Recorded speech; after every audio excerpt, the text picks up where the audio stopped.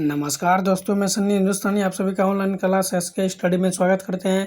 तो चलिए आज का जो प्रैक्टिस सेट है 33 है, इससे पहले 32 तक बता दिए। ठीक है, क्वेश्चन नंबर 6 देखिए, दिए गए पैटर्न का ध्यानपूर्वक अध्ययन करें और प्रश्नवाचक को ज्ञात करें। ठीक, तो यहाँ पे प्रश्नवाचक किस स्थान पे है, तो यहाँ पे देखिए प्रश्नवाचक है, तो यहाँ पे है प्रश्नवाचक, इस स्थान पे कौन सी संख्या आएगी तो आपको बताना। ठीक है, तो पूरा वीडियो देखिए, मोस्ट इम्पॉर्टेंट है एनटीपीसी और ग्रुप डी आरपीएफ सभी के लिए। ठीक है, तो पूरा वीडियो देखिए और अच्छे तरीके से समझिए। आप लोग भी वीडियो रोकर बनाने का प्रयास कीजिए। ठीक, तो देखिए यहाँ पे सबसे पहले समझिए ये जो बीच वाली संख्या है। ठीक है, बीच में जो है आपको बताएं फर्स्ट और लास्ट वाला जो संख्या दोनों को अगर हम प्लस कर देते हैं तो ये 8 छः 48 हो जाता है, 8 माइनस करेंगे 40 प्राप्त हो जाएगा। ठीक है, लेकिन यहाँ पे 21 और 25 को हम गुना करते हैं।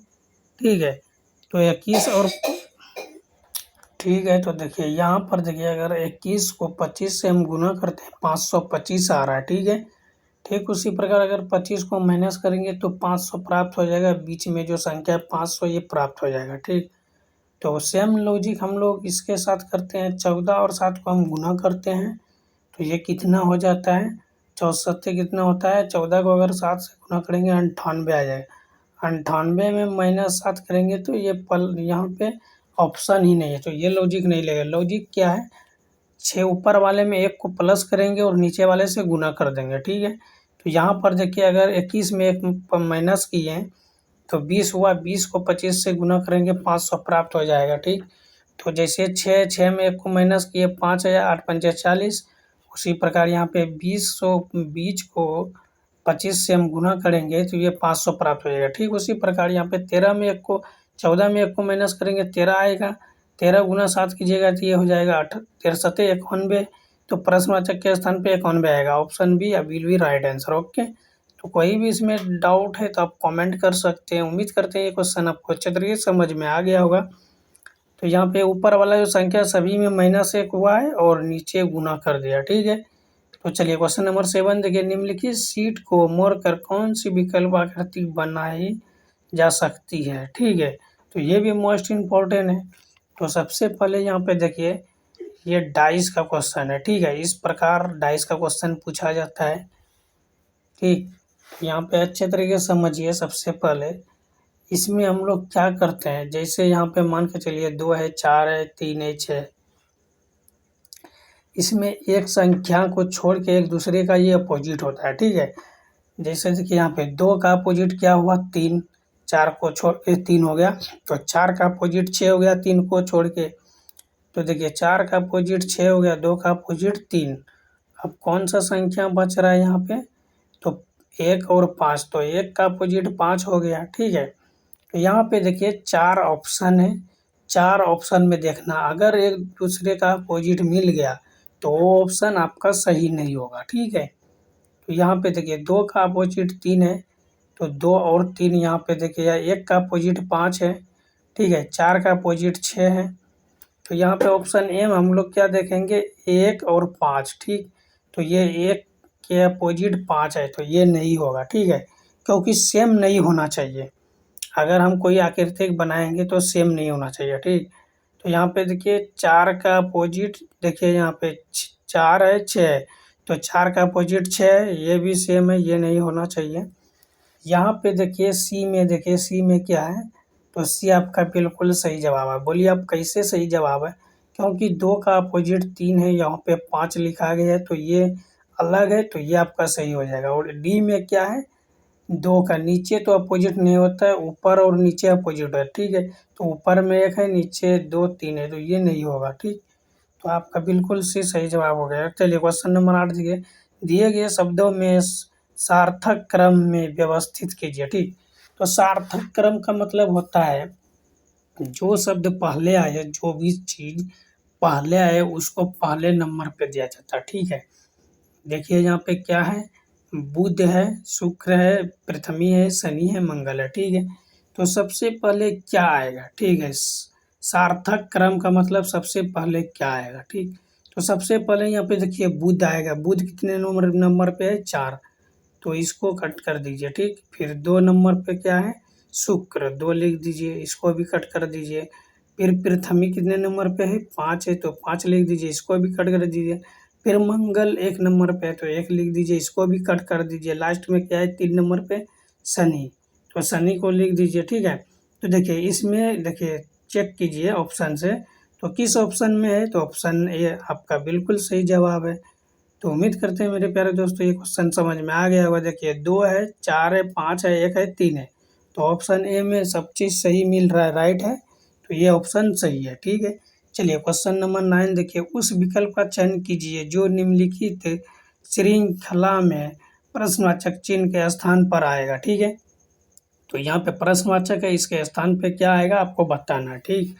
तो सबसे पहले सभी का प्लेस वैल्यू, लेटर एनालॉजी का जितना भी क्वेश्चन आता है तो सभी का आपको प्लस वैल्यू याद रहना चाहिए। प्लेस वैल्यू का मतलब होता है अल्फ़ाबेटिक में कितने नंबर पे आता है, जैसे जेड मान के चलिए 26 नंबर पे आ रहा है, तो उसी प्रकार सब कितने नंबर पे आता है तो वो आपको याद रखना पड़ेगा।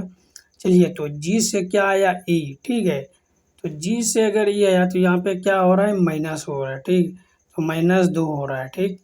ठीक उसी प्रकार ई से सी आया तो यहाँ पे -2 हो रहा है, और सी से ए आया तो -2 हो रहा है, ठीक है। तो ए से अगर -2 हम लोग करेंगे, यहाँ पे श्रृंखला का मतलब होता है जो आगे है वही पीछे भी होगा। जैसे -2 ये सीरीज चल रहा है तो आगे भी -2 ही होगा। देखिए यहाँ पे तो ए से अगर -2 करते हैं तो ये वाई होता है। वाई देखिए किस ऑप्शन में है, तो ऑप्शन सी में जो है फर्स्ट लेटर वाई से है, तो ऑप्शन सी आपका बिल्कुल सही जवाब। अगर आप चेक करना चाहते हो तो चेक कर सकते हैं, नहीं तो नहीं कर सकते हैं, आप आगे बढ़ सकते हैं, ठीक है। तो चलिए चेक भी कर लेते हैं। बी से जेड आया -2, जेड से एक्स आया -2, एक्स से फिर भी आया -2, तो भी में -2 करेंगे टी आ जाएगा, तो वाई टी हो गया, ठीक है। तो डब्लू को भी आप चेक कर सकते हैं, यहाँ पे डब्लू के बाद एक्स +1 हो रहा है, एक्स के बाद वाई फिर जेड, जेड के बाद क्या आएगा ए आएगा, अगर उसमें +1 करेंगे तो, ठीक है। तो Y T A option C में है, तो ऑप्शन सी बिल्कुल सही। आप चेक भी कर लीजिए, अब तो संतुष्ट है, अच्छे तरीके से समझ गए होंगे। तो चलिए क्वेश्चन नंबर 10 की ओर हम लोग चलते हैं, ठीक है। यह भी मोस्ट इम्पोर्टेंट क्वेश्चन है। देखिए क्वेश्चन क्या है, निम्नलिखित विकल्पों में से उस समुच्च का चयन करें जो दिए गए समुच्च से संबंधित है, ठीक है। तो ये 4 ऑप्शन दिया गया है, ठीक है। तो ये 15 है, 7 है, 110 है। इसमें जो लॉजिक लगेगा वही लॉजिक 4 ऑप्शन के साथ लगेगा और एक ऑप्शन अलग होगा, ठीक है। तो चलिए देखिए अच्छे तरीके से, अगर हम 15 को 7 से गुना करते हैं तो ये कितना हो जाता है 105 हो जाता है, ठीक है। हमको लाना कितना है 110, तो 15 को 5 से गुना करेंगे 105 आएगा, +5 करेंगे 110। तो देखते हैं हम ऑप्शन में भी चेक करते हैं, अगर फर्स्ट और सेकंड वाले को हम गुना कर दें और 5 को प्लस कर दें, देखिए थर्ड वाला ऑप्शन पूरा है। तो यहाँ पे देखिए ये तो नहीं लॉजिक लग रहा है इसमें, ये तो गलत है। बी को हम चेक करते हैं, ठीक है। 7 8 दूना कितना होता है 34, 34 में अगर हम 5 को प्लस कर देंगे तो 29 आ जाएगा, ठीक है। तो ये भी ऑप्शन सही नहीं है, यहाँ पे 44 है तो ये भी गलत है, ठीक। तो ये भी लॉजिक इसमें नहीं लग रहा है। अब देखिए यहाँ पे 18 पंचे 90 और 5 को प्लस कर देंगे तो ये 95 हो जाएगा, तो ये लॉजिक इसमें फॉलो कर रहा है, ठीक है। तो ऑप्शन आपका कौन सा ऑप्शन हो जाएगा, तो ऑप्शन सी हो जाएगा, ठीक। तो ऑप्शन सी आपका बिल्कुल सही जवाब है, क्योंकि ये लॉजिक फॉलो कर रहा है, ठीक। अब यहाँ पे डी को चेक कर सकते हैं, 44 दूना कितना होता है 88, 88 में 5 को जोड़ दीजिएगा तो ये 95 नहीं होगा, ठीक है। तो ये गलत है। तीनों ऑप्शन को हम चेक किए, तीनों ऑप्शन गलत है, ऑप्शन सी बिल्कुल सही है, क्योंकि ये लॉजिक फॉलो कर रहा है, ठीक है। तो चलिए क्वेश्चन नंबर 11 देखिए, एम एफ के 80 मीटर, ठीक है, 85 मीटर दक्षिण पूर्व में है, यदि सी एफ के 85 मीटर दक्षिण पूर्व में है तो सी एम के सापेक्ष किस दिशा में है, ठीक है। तो यहाँ पे देखिए ये जो है दिशा का क्वेश्चन है, ठीक है। तो ऊपर में हो गया उत्तर, नीचे पूरब, दाएं, पश्चिम, दक्षिण में है, ठीक है। पूरब, पश्चिम, उत्तर, दक्षिण 4 दिशा है, ठीक है। तो इसके ठीक अपोजिट जो है ये उत्तर पूर्व आएगा, ठीक है। तो ये जो है अगर चैप्टर बाय चैप्टर क्लास आप देखना चाहते हैं तो हमारे चैनल पे जाइए और बिल्कुल से देखिए, दिशा का अच्छे तरीके से बताएं, ठीक है। तो यहाँ पे देखिए अच्छे तरीके से आप समझिए, ये 4 दिशा है, ठीक है। अगर इस दिशा के बीच में कोई आ रहा है तो मान के चलिए अगर पूरब पश्चिम में ये दिशा है तो ये पूरब पश्चिम की ओर जाए, ठीक। तो यहाँ पे अच्छे तरीके से समझिए, तो यहाँ पे एम जो है एफ के 85 मीटर दक्षिण पश्चिम में जा रहा है, ठीक है। तो ये नीचे हो गया दक्षिण और ये पश्चिम, तो इस प्रकार जा रहा है, ठीक है। तो एम जो है एफ के पश्चिम की ओर जा रहा है और 85 मीटर जा रहा है, ठीक। तो यहाँ तक तो आपको समझ में आ गया फिगर देख के, तो यहाँ तक क्लियर है। अब आगे पूछिए क्या हो रहा है। यदि सी एफ के दाएं, ठीक है, सी जो है एफ के 85 मीटर दक्षिण पूर्व, ठीक है। तो दक्षिण पूर्व कुछ इस प्रकार है नीचे ठीक है। तो ये जो है 85 मीटर ये भी है, सी जो है एफ के दक्षिण पूर्व में, ठीक है। तो सी एम के सापेक्ष किस दिशा में, ठीक है। तो सी जो है एम के सापेक्ष, तो एम के सापेक्ष यानी किस दिशा में है, ये पूर्व दिशा में, ठीक। तो एम जो है सी के सापेक्ष यानी सी के सामने किस दिशा में है, तो पूर्व दिशा में। तो ऑप्शन सी आपका बिल्कुल सही जवाब है, ठीक है। अगर इस क्वेश्चन में कोई डाउट है तो आप कमेंट कर सकते हैं, क्योंकि फिगर भी देख के आपको सामने समझा दिए हैं, ठीक है। चलिए क्वेश्चन नंबर 12 देखिए, ये भी मोस्ट इम्पॉर्टेंट है, ठीक है। ये ब्लड रिलेशन का क्वेश्चन है, ठीक है।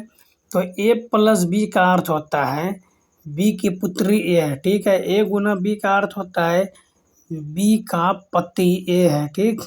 ए माइनस बी का अर्थ होता है बी की माँ ए है, ठीक। ए प्लस बी का अर्थ होता है बी की भाई ए है। यदि यू माइनस बी और भागा डब्लू प्लस वाई गुना जेड है तो जेड भी से किस प्रकार संबंधित है, ठीक है, या क्या संबंधित है। तो यहाँ पे अच्छे तरीके से चिन्ह को पहचानिए, ABCD कुछ नहीं है, सिर्फ चिन्ह को पहचानिए, ठीक है। तो ये ब्लड रिलेशन का क्वेश्चन है, ठीक। तो यहाँ पे देखिए माइनस है, सबसे पहले क्या है माइनस है, तो यह माइनस यहाँ ए माइनस बी का अर्थ क्या होता है बी की माँ ए है, ठीक है। तो यहाँ पे भी की माँ कौन है, ए है, माँ है बी की, तो ये यू जो है महिला है, ठीक है। और भी जो है अभी इसका कोई डिसाइड नहीं हुआ, ठीक। और यहाँ पे भाग का साइन क्या दर्शाता है बी की पुत्री, बी की पुत्री कौन है ए है, ठीक है। तो यहाँ पे देखिए बी की पुत्री कौन है ए है, ठीक है। तो ये जो है डब्लू की ये पुत्री हो गई ए, यू हो गई है, ठीक। तो ये यू और डब्लू की ये दोनों एक ही कैटेगरी में आता है, ठीक है। क्योंकि यू की पुत्री कौन हो गया भी क्या हो गया इसका बेटी हो गया, ठीक। और यहाँ पे देखिए डब्लू प्लस वाई, तो वाई का यहाँ पे क्या मान है बी का भाई ए, तो यहाँ पे जो है वाई का भाई कौन हो जाएगा डब्लू, ठीक है। तो ये तीनों एक ही कैटेगरी में आएगा, वाई का भाई डब्लू, तो डब्लू हो गया प्लस महिला हो गया, वाई हो गया यहाँ पे माइनस, फिर आगे पढ़िए वाई गुना जेड है, ठीक है। तो यहाँ पे ए गुना बी का पति ए है, ठीक है। तो बी का पति का अर्थ हुआ जेड का पति कौन है वाई है, ठीक। तो जेड के बराबर ही है, तो वाई पति है तो प्लस का साइन और जेड महिला है तो माइनस का साइन। तो यहाँ पे पूछा क्या गया है जेड का भी से क्या संबंध है, तो यहाँ पे जेड का भी से क्या संबंध है, तो यहाँ पे देखिए अच्छे तरीके से जेड जो है महिला है, ठीक है। तो और भी क्या है ये भी महिला है, तो यहाँ पे पिता के भाई की पत्नी, ठीक है, और माँ की बहन पुत्री माँ के भाई की पत्नी, तो ये सब तो नहीं होगा, ऑप्शन ए होगा, ऑप्शन ए बिल्कुल सही जवाब, पिता के भाई की पत्नी है, ठीक है। क्योंकि यहाँ पे देखिए भी का पिता कौन है डब्लू है, डब्लू का भाई कौन है वाई है, ठीक है।